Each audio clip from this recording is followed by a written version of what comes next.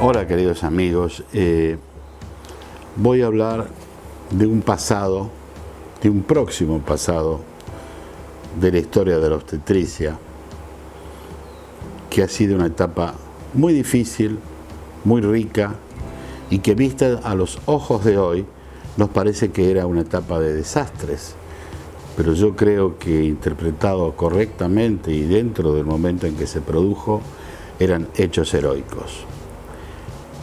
Vivimos un mundo totalmente digitalizado, virtual, donde vivimos el presente y lo vivimos como un anticipo del futuro, sin tener en mente que también es una consecuencia del pasado.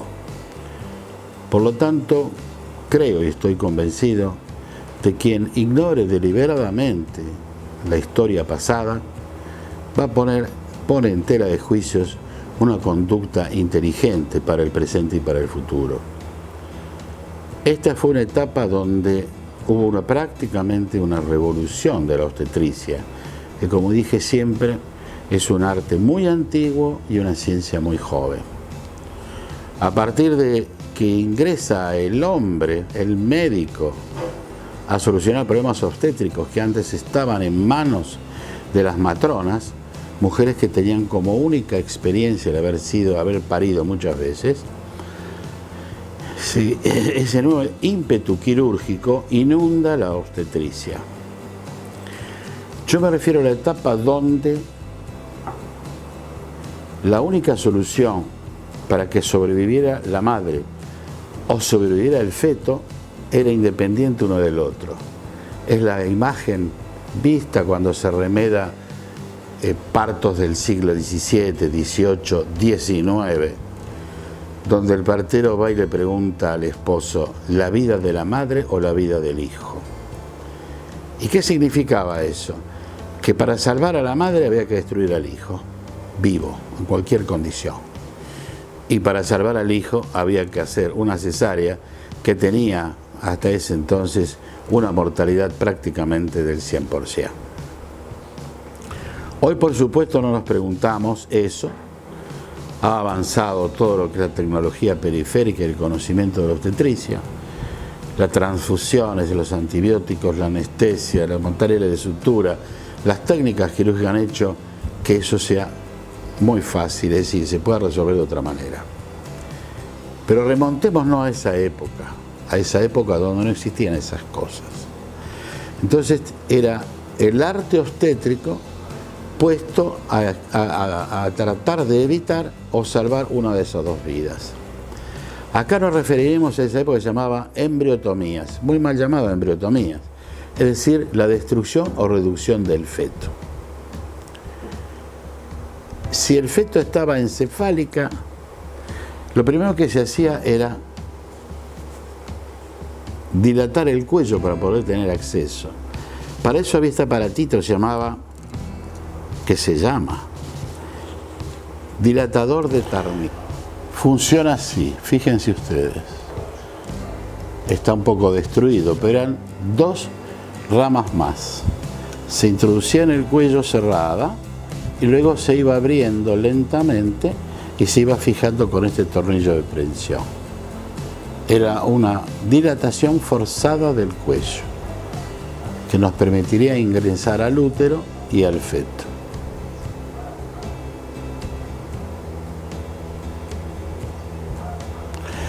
Una vez efectuado esto,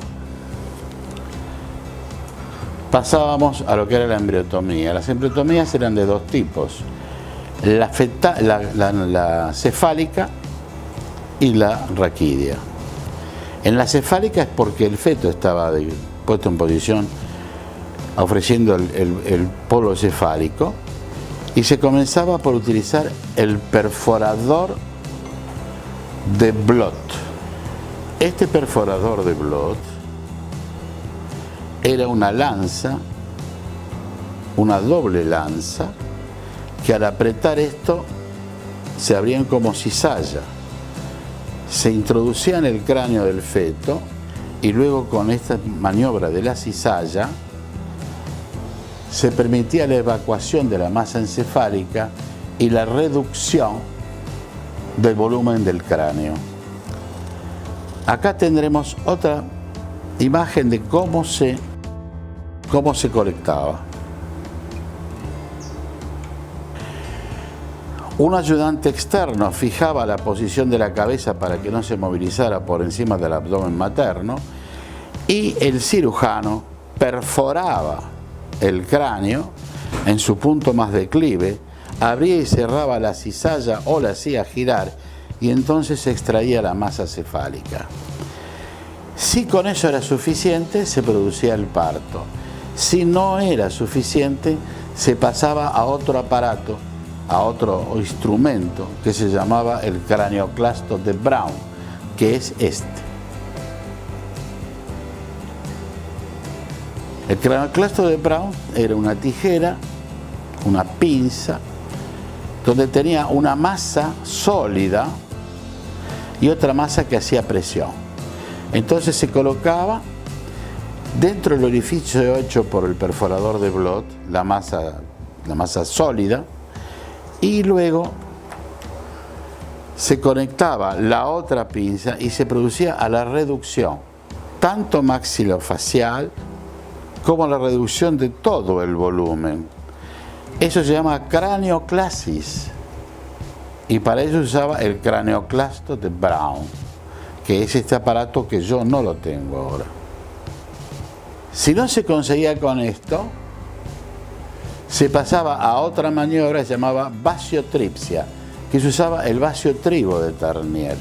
Fíjense ustedes. El vasiotribo de Tarnier consistía entonces en el perforador de Blot, el cranioclasto de Brown y luego estas dos cucharas que terminaban de esta manera, llevando el volumen de la cabeza a un mínimo. Acá lo tenemos como se está colocando. Fíjense ustedes cómo se ancla en la cabeza y luego se va reduciendo con los anillos de prensión. Fíjense la otra, fíjense en esto, el vasiotribo de Tarnier, que era una modificación de lo que se llamaba el forceps de Tarnier.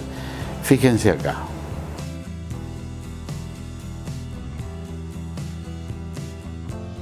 Esto es una presentación de cara. Estas intervenciones, el manejo de este instrumental, hoy producen escalofríos. Pero retornando a esa época, habría que ser muy, pero muy hábil para poder reducir el volumen de la cabeza fetal intraútero. Y es más, los mejores obstetras se distinguían por ser los mejores en el uso de este instrumental. Pero eso era cuando teníamos una disminución del volumen de la cabeza. No siempre pasaba eso, porque las situaciones transversas o posiciones distóxicas obligaban a lo que se llamaba las embriotomías raquídeas, cuyo nombre era la decolación. El elemento más importante era el gancho de Brown. ¿Qué significaba el gancho de Brown? Era la manera de fijar el cuello del feto, cabeza y tronco, porque ahí se iba a producir la decapitación del feto. Este es el gancho de Brown. Acá lo vemos cómo se colocaba. Una vez fijado con el gancho de Brown el cuello del feto, había dos instrumentos capitales para eso, tres instrumentos. Uno era el decolador de Ribemont. Esto se separaba y corría, se articulaba con el cuello del feto acá y tenía una cizalla que el cirujano manejaba, produciendo la separación de la cabeza del cuerpo. Acá tienen, este es el verdadero instrumento y acá tienen desarmado cómo se utilizaba. Acá tienen la experiencia.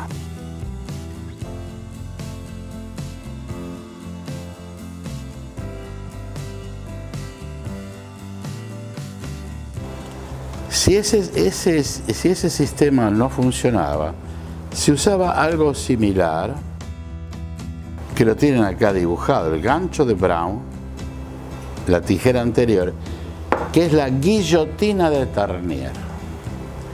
Esta guillotina también se fijaba en el cuello y mediante esta rosca, esta guillotina, que era muy filosa, subía e iba seccionando el cuello, separando la cabeza del tronco.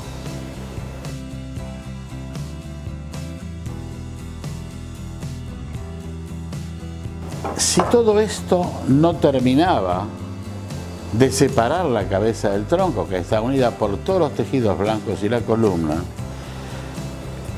se utilizaba la tijera de Dubois. Esta es una tijera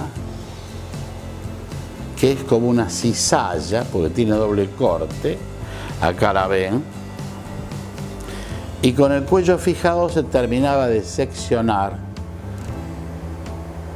la columna y todos los tejidos blandos que la rodeaban.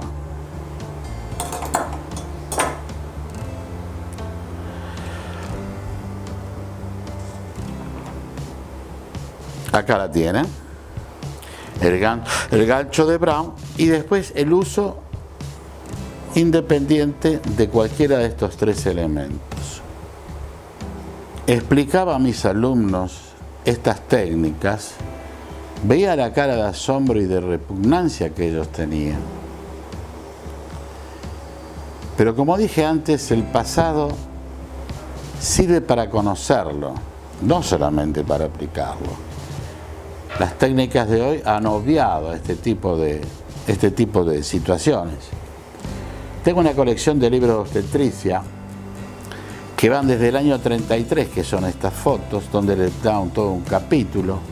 Tengo un libro del doctor Pérez, tengo libros de Texeus del año 57, que también le dedica un capítulo. Este libro del año 65 también le dedican un capítulo de 3-4 hojas, hasta llegar a los últimos libros donde prácticamente ni se menciona. Pero en todos está, en todos está. No hay que mirar esto como una actividad horrible del pasado. Era una actividad que solucionaba problemas que en el pasado no había otra manera de hacerlos. Y si observamos dentro de la tocurgia, que se llama la cirugía obstétrica, la identificación de la actividad del obstetra, que es el forceps. El forceps al cual se le achacaron muchos disgustos con los fetos. Yo debo decir que es un instrumento diseñado, creado por una persona muy inteligente y que debe ser utilizado con las condiciones e indicaciones por las cuales se utilizaba este instrumento por gente muy inteligente. Cuando se cumplen las condiciones y las indicaciones que son muy precisas para su utilización, el éxito depende de que este instrumento, que son la extensión de la mano del obstetra, sea utilizado con inteligencia. Fíjense ustedes que son 2 cucharas que se articulan. Esta articulación está fijada por una mariposa. Luego tiene 2 tallos que se colocan después de haber colocado el forceps, que se unen a un dado y a su vez son presas de un tractor que va a ser el que va a donde se va a realizar la tracción, con el detalle que tiene que estar siempre la distancia adecuada entre el tractor y las cucharas del forceps. Como dije antes, son 2 cucharas articuladas que tienen una concavidad pelviana, que es la concavidad del canal del parto, y una concavidad cefálica, que es la que toma contacto con el feto. Pero fíjense ustedes que son cucharas fenestradas. ¿Qué significa? Que tiene una ventana muy importante para que la superficie del instrumento que se pone en contacto con la cabeza fetal sea la mínima necesaria para poder traccionar, para poder rotar y para poder sacar. Dentro de este forceps, que es el forceps por antonomasia, todos los demás han sido creados con situaciones parecidas, pero nunca todos cumplen los mismos requisitos. Hay una llave que es un remedio, es una historia de todo lo que conté antes. Se llama la llave de seguridad, la llave de fijación. Esta llave de fijación se usaba cuando ya estaba colocado el forceps. Y teóricamente su única función era evitar que se abriera el forceps. Pero aquellos que han tenido, que tienen experiencia, saben muy bien que en situaciones especiales, por ejemplo un feto muerto, se seguía apretando para que las cucharas se cerraran más. Ahí entendemos el origen del vasiotribo de Tarnier, que era agregar a esto el perforador de Blot, el cranioclasto de Brown y luego el vasiotribo de Tarnier.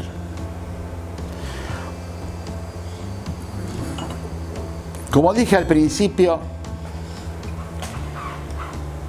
desconocer el pasado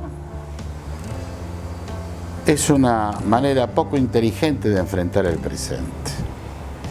Para utilizar todo esto, teníamos una representación absoluta y real a través de nuestras manos de cómo estaba colocado el feto.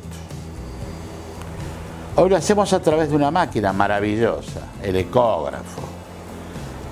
Pero la sensación de individualizar en el espacio la real posición del feto es un ejercicio de aprendizaje muy, muy lento, que nos daba la seguridad de identificar la verdadera posición del feto y sus relaciones con el canal del parto.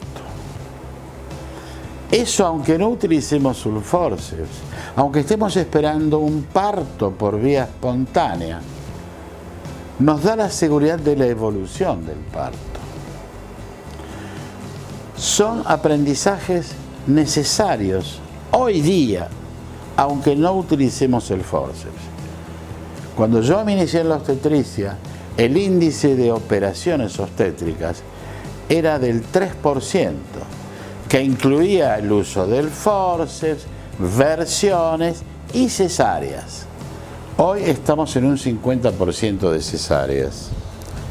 No quiere decir que haga una apología negativa de la cesárea, sino que lo que estoy reclamando es una adaptación a las circunstancias actuales, sin perder de vista aquellos conocimientos pasados que nos pueden ser de gran utilidad ahora. Hoy la cesárea es un método preventivo de la salud del feto y de la madre.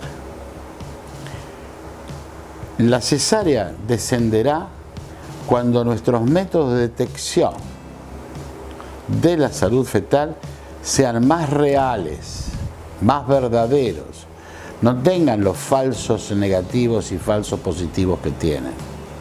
Y cuando nuestros conocimientos de la proyección del parto sean pronósticos, cosa que tampoco es tan fácil, porque la cesárea, la obstetricia, perdónenme, la obstetricia es una ciencia donde los pronósticos son muy difíciles, siguen siendo diagnósticos sucesivos.